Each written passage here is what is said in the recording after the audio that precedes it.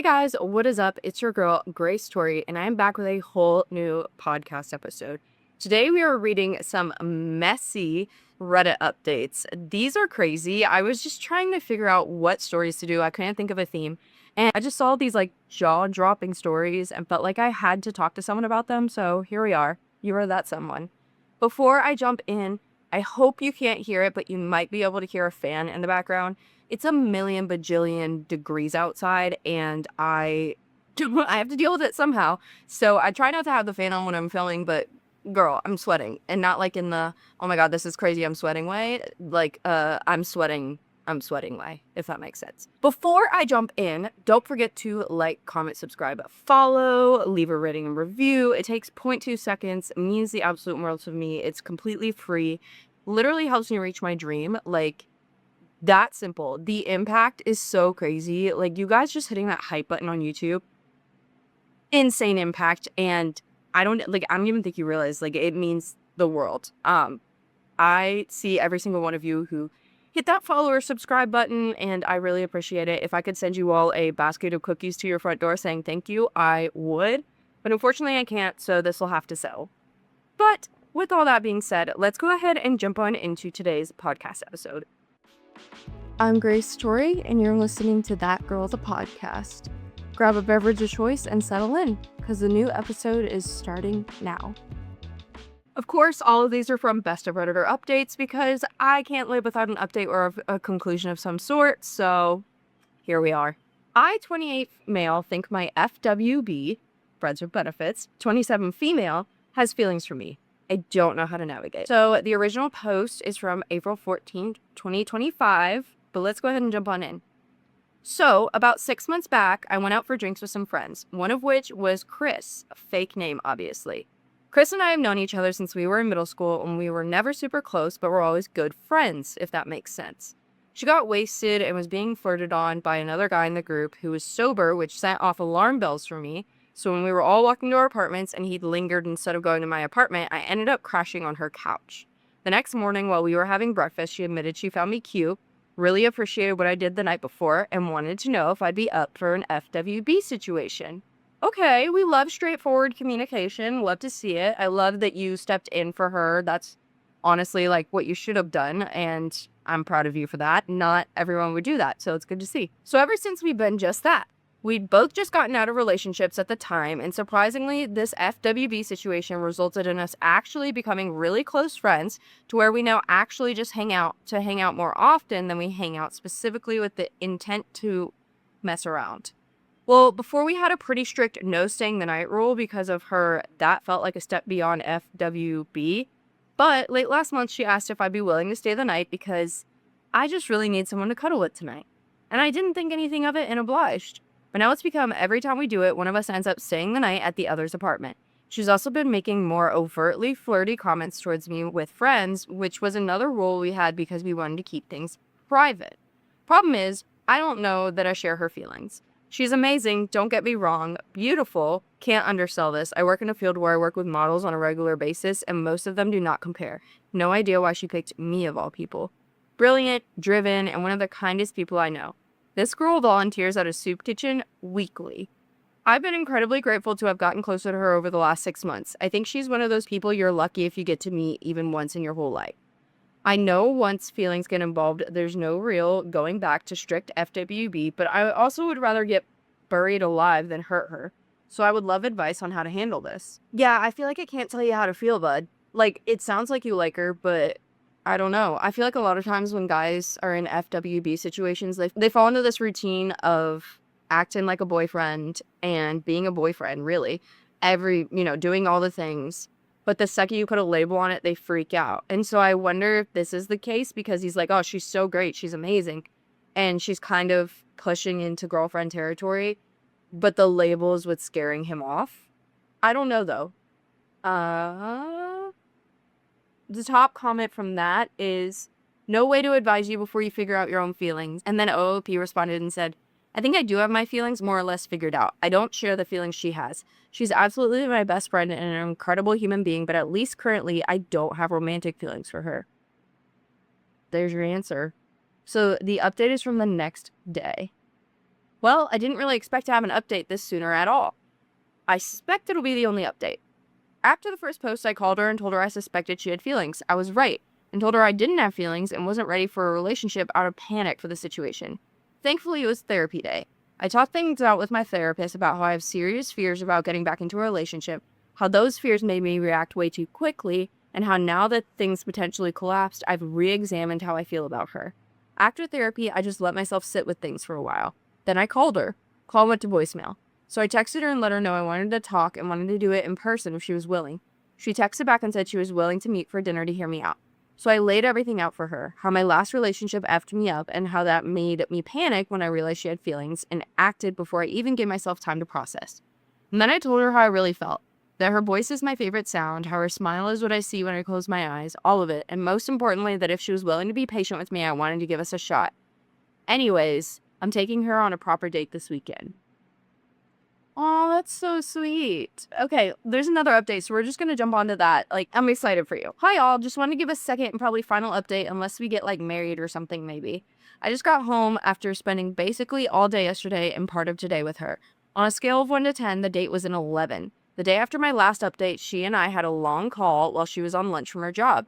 It wasn't really about anything specific, but I made up the excuse that I was doing photography at a local greenhouse later that day to steer the conversation of flowers. I found out her favorite flower was lilies. Lucky me, I already knew her favorite color was pink. So I picked up a bouquet of pink lilies that day and had them waiting. Oh my gosh, you are so thoughtful. Like, this is so refreshing to know that men are out there that do this. After all of, like, the crazy Reddit stories we read about men just being the worst, like, this is making me so happy. This was like the palate cleanser I feel like we all needed. Then came Saturday. I got to her apartment and I swear, nothing could have prepared me for the moment she opened the door. I've photographed models on a Miami beach at sunset. I photographed landscapes in Iceland and Ireland. I've done a wedding on a small vineyard in Italy. I don't say any of that to brag. I say it because I thought I had a pretty good grasp on what beauty was with my experience. But the second she opened the door, the definition was changed for me. Her eyes were the first thing I noticed, of course. Her eyes are like these beautiful ice crystals in her head, and they were highlighted by this gorgeous tan dress and the way her hair framed her face. Her smile when she saw the flowers made me freeze completely. I literally turned into a stuttering mess. I've never had that happen in my life. I'm usually confident and hard to fluster, but this outstanding human being did it without trying. Seriously, if I hadn't met men like this, I would think that this was a woman writing this in, like, the point of view of a man. Like, this is like romance book level. Kind of crazy. I don't know. It is a little sus that it's so romantic and fluffy, but I'm trying not to be jaded and look at it from like a, oh my gosh, that's so sweet, like nothing could go wrong thing. I finally managed to hand her the flowers and we took them in and put them in a vase. A couple months ago, she made an offhand comment about how she wanted to visit this upscale Italian restaurant in her city, so that's where I made reservations. The food was probably pretty good. I was too distracted by her to care that much about if the food was good. She info dumped about how apparently lactose intolerance is a skill issue. Her words, not mine. She does this cute thing where she apologizes for info dumping, and when I encourage her to keep going because I love hearing her talk, she bobs her head back and forth. It's a bit like watching a penguin dance. Don't know how else to explain it, but it makes me smile every time she does it. After that, we walked a block to a bar because they had live music. We got a single drink each, and the band started playing Something by the Beatles. She made a comment about how it was her favorite slow song, so it felt like something to make a mental note of. So I asked her if she wanted to dance with me, and we did. And then it happened. She kissed me. It's weird. We'd made out before, but this time it just felt different.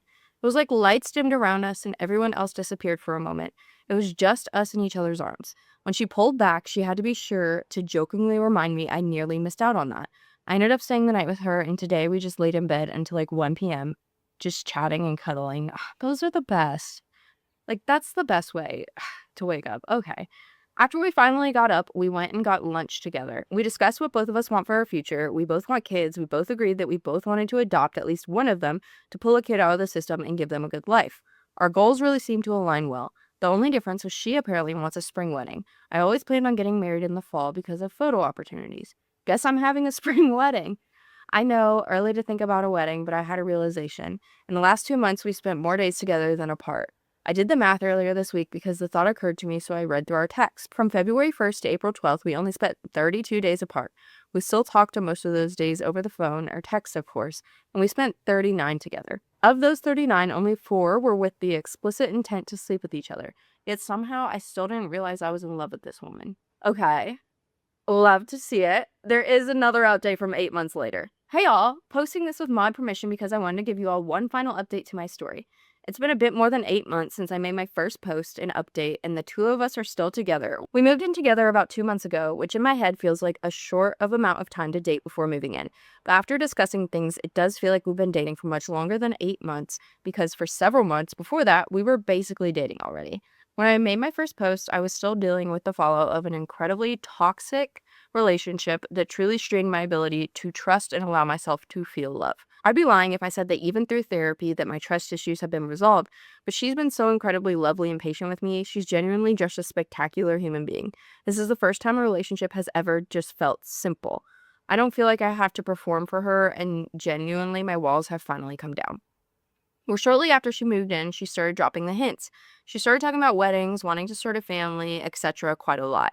I'm generally bad at picking up hints, but these were obvious even to me. So I just asked if these were things that she wanted and what timeline she was considering. I wanted to be positive that if I were to propose, I already knew the answer was going to be a yes, so I was probably overly thorough with getting her to say, yes, I want to marry you. I know she wants something romantic and grand, but I also know her as a person enough to know that she has a lot of social anxiety.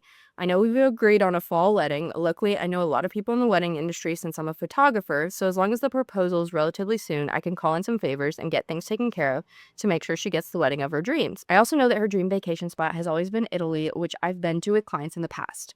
Today, I booked the plane tickets. I told her that I have a photography gig I booked for March and that I wanted to bring her along since I knew she's always wanted to go. I had a few choices of where to propose and had deliberated on that for a couple weeks now, but what I've landed on is that the third day, there will be taking her to Rimini for the day. Sorry if I pronounce that wrong. And near sunset, I will propose to her on the Ferris wheel there. It is one of the only things that ticked all the boxes for what she wanted. I would move the heavens and earth to make things perfect for her because that's what she deserves. So thank you all, especially those of you that were there to tell me I was being irrational and dumb in my post. I remember being in that panicked headspace. Honestly, I thought I wasn't worthy of her back then because I thought I was too damaged. I thought there had to be some horrible fate in store for me, and I tried to run from those feelings. But I'm very glad many of you called me on it and got me to re-examine things. I've never felt so loved and fulfilled in my life. She's the first person in my life that I don't question if she has ulterior motives being close to me. Frankly, she's not exactly starved for choices in the dating department, and if she didn't truly love me, she could just find someone else at any point. For some reason, she's chosen me, and I'm going to cling on to that for the rest of my life if I can. Okay. My little cynical heart is like trying so hard to be like, no, this is real. Like, this isn't fake. And so I'm going to urge you guys right now, if you're thinking the same thing, like good things are out there. It shouldn't be so unbelievable that good, genuine, wholesome things happen. So if you're feeling the way I am, like just put that feeling aside and just like accept that like good things can happen. Like maybe it's real, maybe it's not, but like I'm choosing to believe that it is and that this exists and the most wholesome people ever are out there. There is another update from March 21st, 2026. I've just finished getting everything packed up to get to the train to go to Florence tomorrow morning. As I sit here, she's in the other room finishing her packing, so I figured I'd come here to write out my feelings since this account has become a life journal of sorts for me. Honestly, I feel strange. Not in a bad way, of course. It's this weird, anxious excitement I've never felt before. I know it probably sounds silly, but before the trip, I had to talk about this with my therapist. I know the odds that things don't go perfectly according to plan are pretty high. Having to accept that I don't have control over things like the temperature outside or if it rains, and the only thing I can do is just let go, is difficult for me. But ultimately, in less than 24 hours, I'll be engaged. I already know the answer. We've openly discussed everything. She knows I'm going to propose and just doesn't know when or how. Originally, I had a flowchart of if X goes wrong, Y, but decided that instead I'm just going to exist in the moment with her. I trust that I know her well enough that if everything goes wrong, I'll still be able to find a moment that works. Hell, worst case scenario, I know she'd be perfectly okay with a low-key proposal at the end of the day when we get back to the hotel room. Anyways, wish me luck. And there is a final update that's detailing the engagement, so we're just gonna keep on trucking and then we'll talk. This is from May 2nd, 2026. Hello, friends. I'm a little late to update everyone here. I considered posting this to the r/relationship subreddit, but figured for now I'd keep it here. I wanted to make sure we'd gotten home and had time to discuss everything so I could do one big update instead of small ones. First, I won't keep you hanging. We're engaged. Yay! She clearly knew what was happening on the day. I wasn't really subtle about it, so I'm not surprised. I originally made intricate plans for the day, but I noticed in other cities that nothing brought her more joy than when we were able to just point in a direction and explore without maps. She had so much joy in just finding random little shops or sculptures of anything, really. I have diagnosed OCD, so just giving up control like that has been incredibly hard for me, but I decided to give up that control and just wander with her for a while and make specific plans for the evening. There it is. That's why he's so... I have diagnosed OCD, and I kept thinking, wow, this sounds like he has OCD. Wow, this sounds like kindred spirit. It's all coming together, yeah. We even found this cute outdoor flea market on our stroll, and she got a cute top from a vendor there. For dinner, I had booked a table at Tu Santo Bebetor. Neither of us speak fluent Italian, but we both learned enough that we could get through ordering and ask basic questions. I think she thought that's where I was going to propose, but I didn't want to be that obvious. The atmosphere is lovely and the food was incredible. I highly recommend visiting to anyone considering it. Once we left there, I recommended we visit a festival I heard about, which was surrounding the Florence Eye, a very large Ferris wheel. I don't think I've ever felt so much anxiety. I knew beyond a doubt that she'd say yes when I asked, but I don't know. I felt this urgent need to make it perfect for her. Just the right blend of romantic while also actually thinking about what she would want. We made our way through the festival towards the wheel, and I was genuinely sweating enough that she had to ask if I was okay. Once we got into the Ferris wheel, it genuinely felt like my brain went blank. We were in one of the most beautiful cities in the world with this incredible view over the city, and all I could see was how stunning she was from across the cart. As we got up to the top, I was panicking. For some reason, I couldn't find the ring because I couldn't remember which pocket it was in, and she clearly noticed. Before I could even get the question out, before I could even find the ring, she said yes. I'm assuming she was trying to make me feel less panicked, but she took the pressure off me. Once we got home, it felt real. I know that the only thing that really changed was that we now call each other fiancé, but there's something just mind-blowing about sleeping in the same bed as your fiancé for the first time. Since we've started talking things through, we're eager, I won't deny that. But we're also realists. We want to build a life that we know will last together, so we've set our wedding date for October of next year. This gives us time to do some more travel together and basically just exist together. Luckily, her current job allows her to work from anywhere, so anytime I travel for work, as long as there's an internet connection, we can use it as a trip together. Aw, wasn't that the most wholesome thing ever? No notes, 10 out of 10. I love to hear it. That's like the dream. Yeah, all of the comments are clowning on him and being like, hey, brother, you're literally in a relationship, like in the very beginning when he was talking about FWB. But maybe this is a sign, guys, that FWB that you're in, maybe it'll actually turn into something. No, I'm kidding. Read the room. This is one of the more rare FWB situations I've heard of that actually work out. But that doesn't mean they can't. And that was incredible. 10 out of 10. I no words.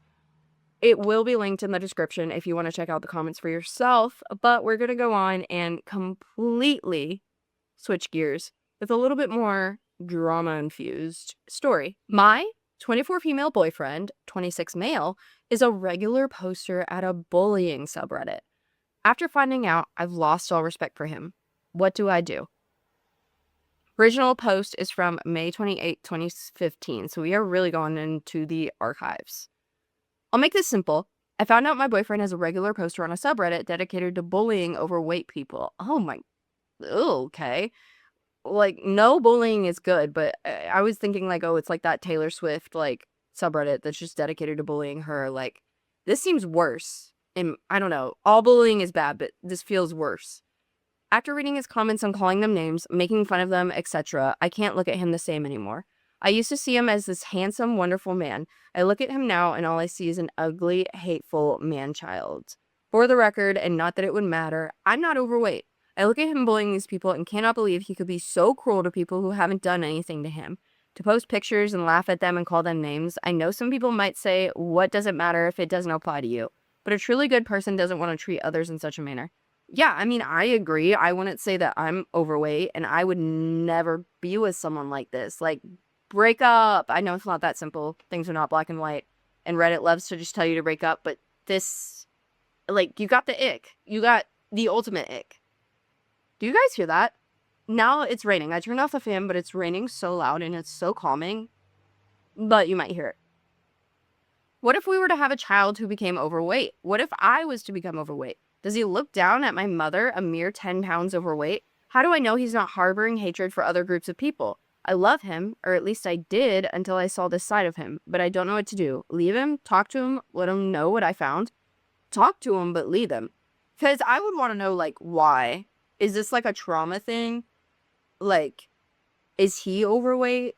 I don't know. But I would leave him either way because I just can't see how you can be a kind-hearted person and still go out of your way to bully people online.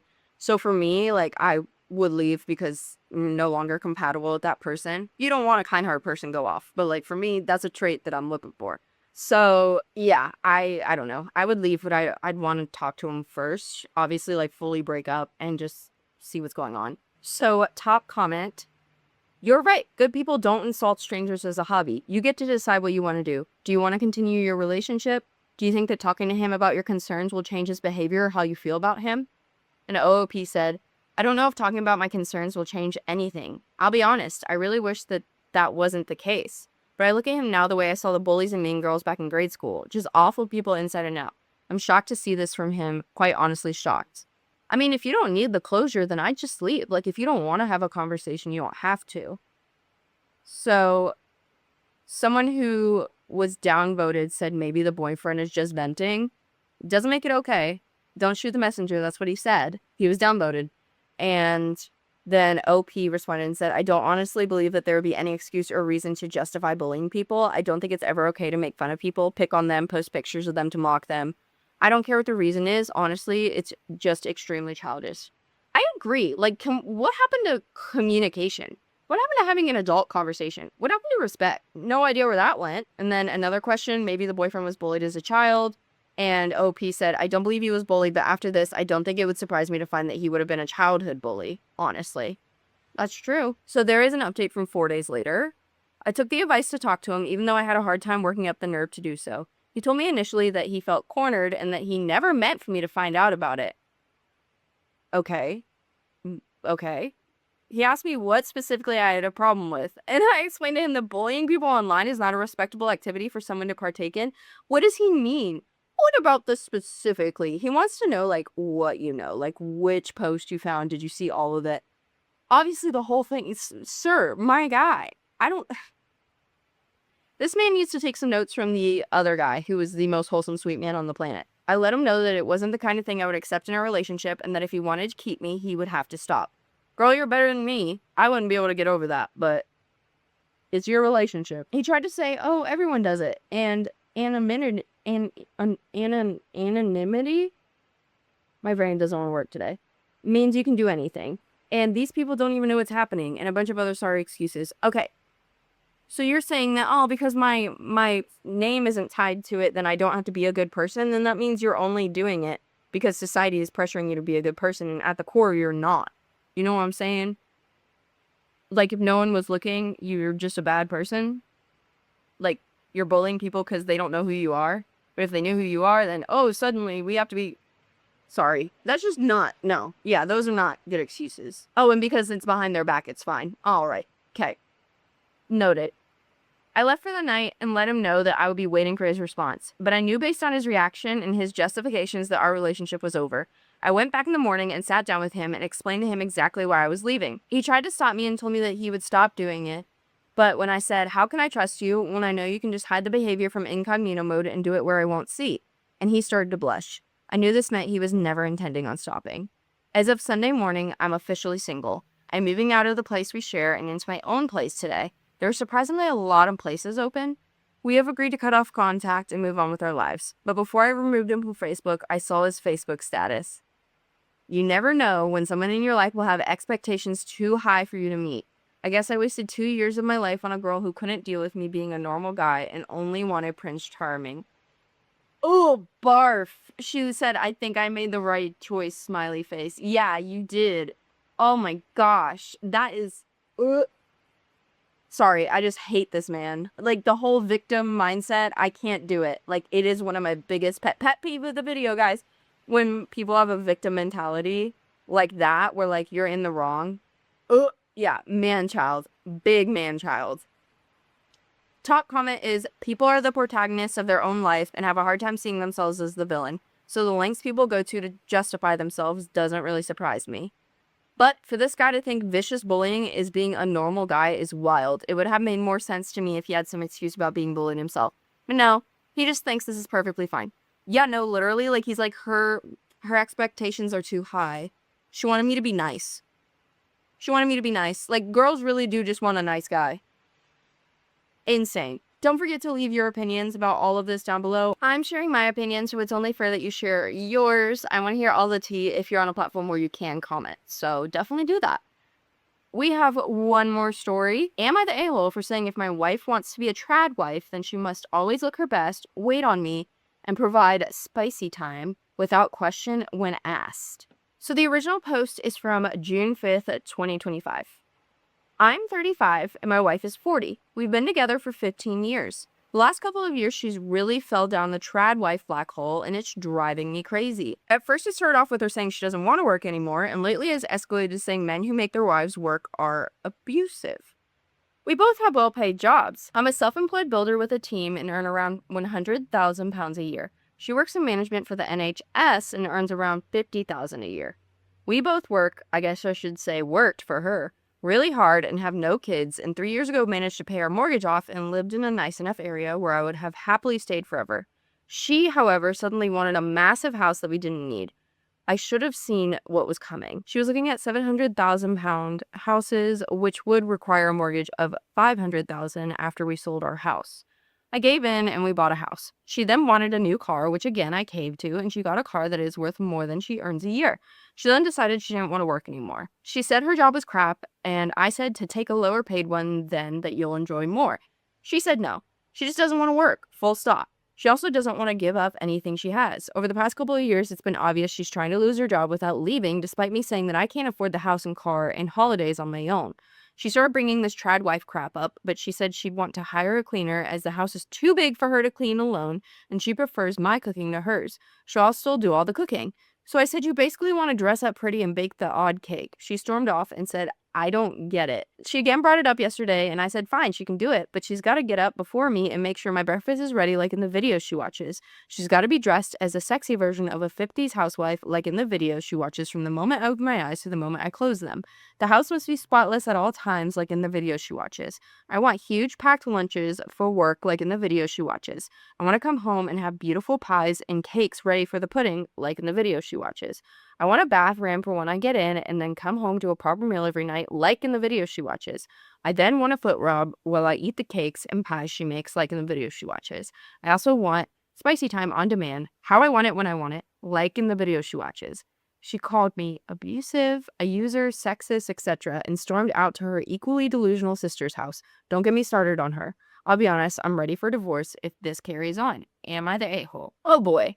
I have a lot of thoughts. So I think that getting to choose whether you are a trad wife or a working wife is a choice that women can make. And I think that it's feminism if you're a trad wife or if you're in corporate or whatever, as long as you're making that choice for yourself, like as a woman, and you're not being forced to do anything. However, realistically, you have to be able to pay your bills. And sometimes we have to do things we don't want to do. Like, if you want to be a trad wife, then you can save up to be a trad wife. Maybe work extra hard, put some stuff in savings. Maybe find a hobby that you don't have to leave the house for, like TikTok or something like that, and try and make it a monetary thing where you can live off of it. Start with it as a side hustle, though. Like, you can become a trad wife, but also what she wants to be is not a trad wife. She wants to be absolved of any responsibility. She doesn't want to clean. She doesn't want to cook, which are like two main things that a trad wife does. She doesn't have kids, so she wouldn't be watching them. So what would she be doing? Watching TV all day?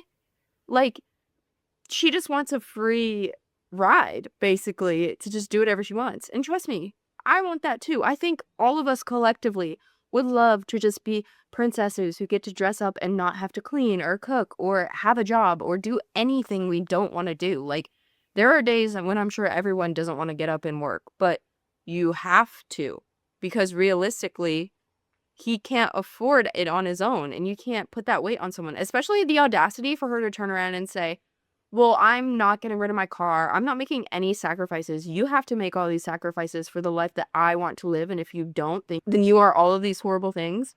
No. I don't think that what you said was to be, like, deep. Like, I think that you were trying to make a point in, like, an argument, and you were saying something sarcastic. I don't think that this is, like, a demand that was set in stone. I think you were just trying to show her how ridiculous she's being, and while I always try to side with, like, if she wants to be a trad wife, make it happen.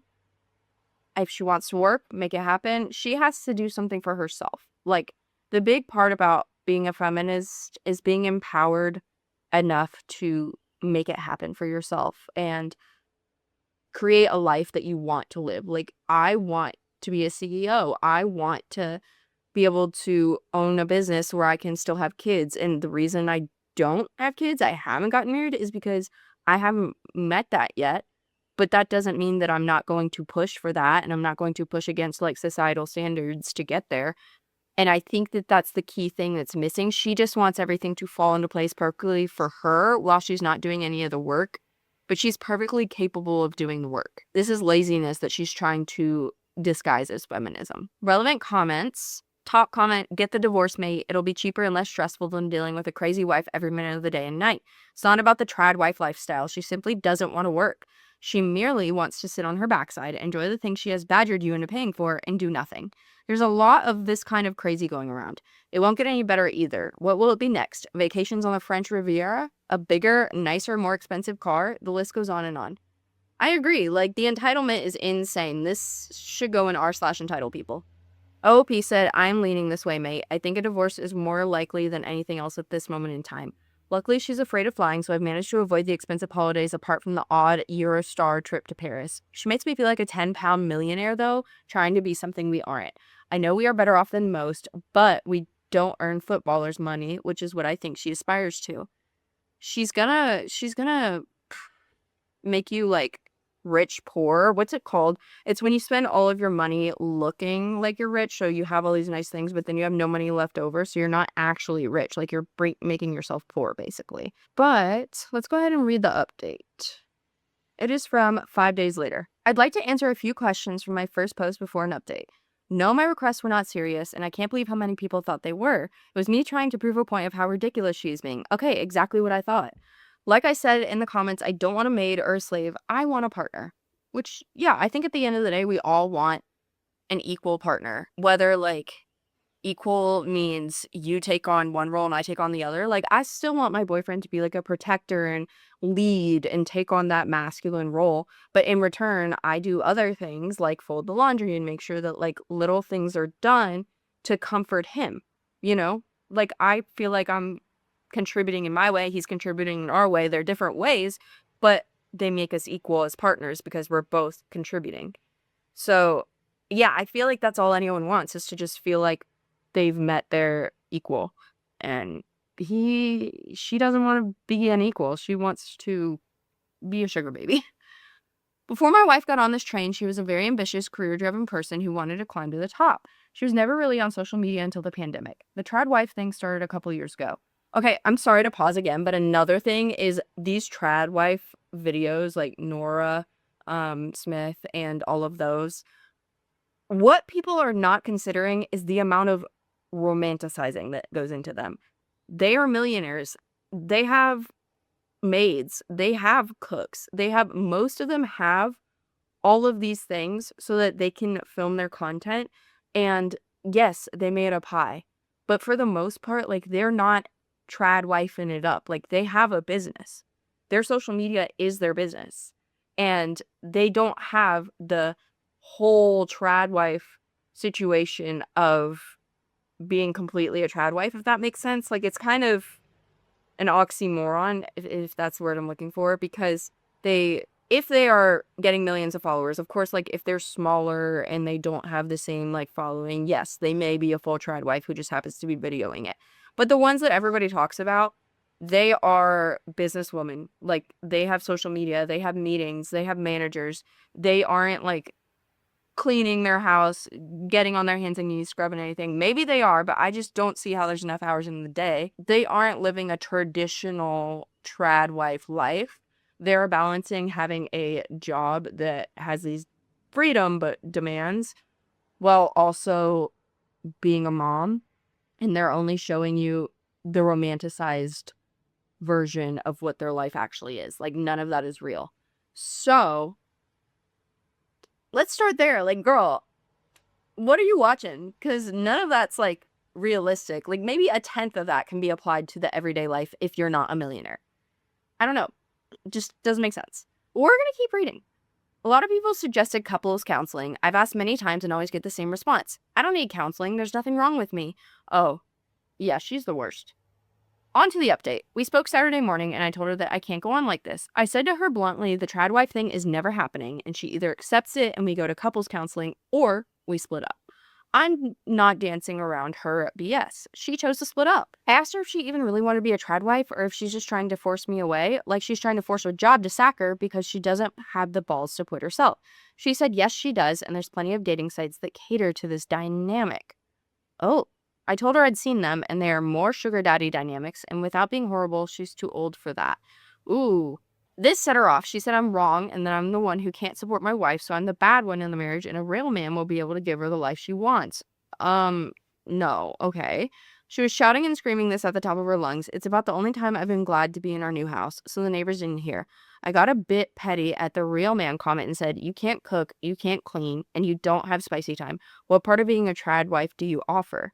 I then stole a comment from my last post and said she doesn't want to be a trad wife. She wants to be a trophy wife. That is true. I will agree with that. She does want to be a trophy wife. She just said I'm unbelievable and has gone to her sisters again. I'm going to take the next couple of weeks and start talking to a divorce lawyer to see what this entails. Then once this ball has gotten rolling, I'm off to Portugal for a couple of weeks to myself. I'm going to jump into the top comment because I really like it and I'm speechless. This woman is crazy. Commenter 1 says, marriage is a partnership, not a service package. Good luck with your journey towards finding a true equal. OP said, agreed, I want a partnership, not a business arrangement. Commenter 2 said, yeah, you two are just not compatible. Good luck with your journey towards finding your other half, who actually will discuss things with you instead of name-calling and gaslighting. Yes, communication could solve a lot. And she doesn't want communication. So, someone did bring up an interesting thought and said, so this is her midlife crisis. Neat. Fun fact, a lot of women who are in perimenopause, which is her age, go through this. That doesn't excuse it, and you definitely need couples therapy even if you do wind up divorcing. Noah P said she got tested about 6 months ago. All hormone levels are fine. But that is true. Like, there could be something deeper going on mentally that doesn't excuse treating you that way. But this has been going on since the pandemic. That's 5 years. So I don't know. I think anyone could benefit for therapy. It helps you get out of like any sort of psychosis where you just get into like this spiral where you're like, this belief is correct and everything revolves around this. Like, I have to live life this way. I'm not sure if that's technically psychosis, but I feel like it mimics it if it's not. And I think that therapy, just having an unbiased, trained person to tell you what's real and what's not and what's feasible and what's not, is game changing. But there's 2 more updates, so let's go ahead and read them. This first one is from 2 months later, so August 17th, 2025. I'm 35, my ex-wife is 40, and we have no kids. About 2.5 months ago, I posted about my wife leaving me because I refused to live the trad wife lifestyle. In my original post, I mentioned the big house and car she got me in debt for, over £500,000, and then decided she didn't want to work anymore. Starting with the car. After she left, I took half our savings and half the money in our joint account and put it in my own bank account. I told her to take the rest, around £60,000, and she can either pay off the car with the money or keep the money, and I'll take the car back as it's in my name. She said neither. She's keeping both. Oh, no. No, honey. That's stealing. This has been a struggle that ended with me having to ring the police to assist me in getting the car back. Yeah. I got there and the police were already there. My ex is crying. The 2 police officers looked at me like I was a POS. My sister-in-law was shouting, yeah, take her independence and go back to your mansion while she sleeps in the spare room. The neighbors were all out looking. I very nearly caved and told her to just keep it, but it's £1,500 a month. I can't warrant. I took it, sold it, and had to pay the £12,000 difference and what I owed on it. I'll be honest, I was expecting worse. Now to the house. We paid £700,000 for it with $200 down. I spent about $100 on it, doing it up, and when I got valued, I was pleasantly surprised at £1 million. And even more surprised that within 2 weeks of it going on the market, it's sold to one of my neighbors, a lovely Indian family who asked me to work on their house, but they said it's just easier to move into mine. They do, however, want me to build a granny annex on the side once they've completed the purchase. That'll be another couple of months yet, but we'll both walk away with around £250,000 each, and I'll be looking to buy a house for around $200,000. So I'll be back to mortgage free and debt free in a couple of months. Look at you. Everything's coming together. Like this, other than the little bump at the beginning with like the whole theft thing with your wife, like this is turning out pretty good for you. On to my wife. She's still living at her sister's, and as far as I'm aware, hasn't found anyone who wants a 40-year-old trad wife who doesn't cook, clean, or do spicy tango. She has asked me back twice, and I've said no. One was a drunken proposition, the other one more heartfelt. It's too late now, though. We've already started the divorce proceedings, and that should be done early next year. All I've been doing is working and plodding along. Nothing else I really can do. I thought I'd update because I still get 10 to 20 messages a week asking how I'm doing, and I really appreciate it. Thank you so much. I mean, play stupid games, win stupid prizes. Like, she just wants you back because she wants the money. Like, she doesn't care about you, and I'm glad that you kept her out. But there's one more update, which is over 8.5 months later from update number 2, and it is from May 2nd, 2026. I'm 36. My ex-wife is 41. We have no kids involved. This all started about a year ago. I still have people asking for updates, which I really appreciate, so I'll post one here. I tried on Am I the A-hole, but for some reason it wouldn't post. I don't know if I've been banned or something. I'll post on my profile and hope people see it. So the divorce is now finalized. We agreed to split the profits from the house, and we've got about £230,000 each after fees, etc. Then about 2 weeks before it was all ready to go through, she decided she was entitled to half my business too. She argued she helped me grow it, and I couldn't do it without her. When challenged, she didn't even know the address for the yard and couldn't name a single one of my employees. Didn't prove anything though, and it was getting messy and looking like I have to give her something because it started and grew while we were married. In the end, we agreed she would keep all the spare money from the sale of the house, and we called it quits at that. Dude, that's so annoying. My plan is to buy a cheaper house with half the equity from the house and live mortgage-free for now up in smoke. I left with no money from the house I paid for and modernized, and she already had half the bank account and half the savings, and I had to pay $12,000 out of my own pocket when I canceled the finance agreement on her that I was paying for. Feeling down, I did something spontaneous. I bought a plot of land, moved a big static caravan on there, and lived in there while I'm building my own house on my own plot of land. There's no rush to do it, and I can just plod along at my own pace. My ex is still living with her sister, but also has a young boyfriend in Egypt she met on holiday, so is spending her time between her sisters and there. She doesn't work still and is just living on the $500,000 or so she got from me. I don't really do much other than work and build my house, just trying to rebuild my life. The lads at work really help me. They're a great bunch. They keep trying to set me up on dates, etc. But I'm a bit too scared, I think. I've not really spoke to anyone since it all happened, and a couple of women on here messaged me and sent me some helpful pictures, which I appreciated though, so thank you all for that. All in all, thank you everyone for your kind words and reaching out. You all really helped me, made me realize I wasn't going crazy. Thank you. Oh man, I'm sorry. Like, I spoke a little too soon. That wasn't the best. You ended up kind of getting in a sticky situation with the divorce, and I'm sorry she took as much as she did. But you can rest knowing that you don't have to deal with her ever again. And as soon as she runs out of that money, she's gonna be alone and broke, just like she was when you gave her the money. And I just don't see a love connection happening with the boy in Egypt. Maybe I'm wrong, but I have a feeling it has something to do with that $500,000 that she's walking around with. But that's gonna go out fast, especially with the lifestyle she's trying to live. So yeah, there. I'll read the comment and then we'll talk. Top comment from Best Redditors: for our American friends to throw a little more fuel on a fire of insanity, this woman gave up her NHS career and forego her NHS pension. Now, NHS is hard work and doesn't pay as much, but there are two things going for it. Unless you are doing something really wrong, you are well protected by union and likely will never be fired. And it still has defined benefits pension. Rare thing these days, meaning when you retire, you will receive a significant portion of your salary in perpetuity. It's an insanely generous benefit. With mortgage paid off, people live large on those pensions. It's insane. I can only consider mental illness as a driver to this insane course of events. Won't be surprised if the wife will eventually start having seizures due to brain tumor or something. Okay, that's kind of horrible to say. I hope not. But I didn't know what an NHS pension was, so that's really interesting and adds even more of a layer.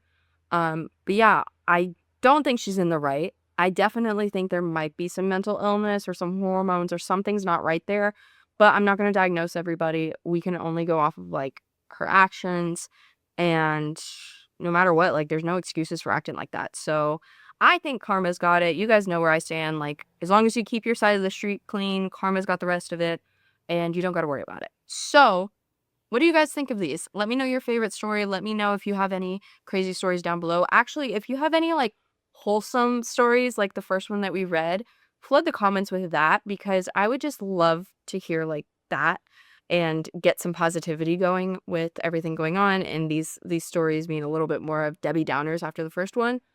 But yeah, if you are someone who likes hearing stories, specifically Reddit stories, you like updates, you like being a part of the drama without being involved in the drama, then I'm your girl. Definitely hit that follow, that subscribe, whatever the term is.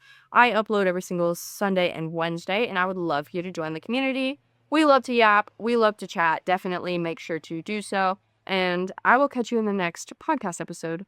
Bye, guys. Love you.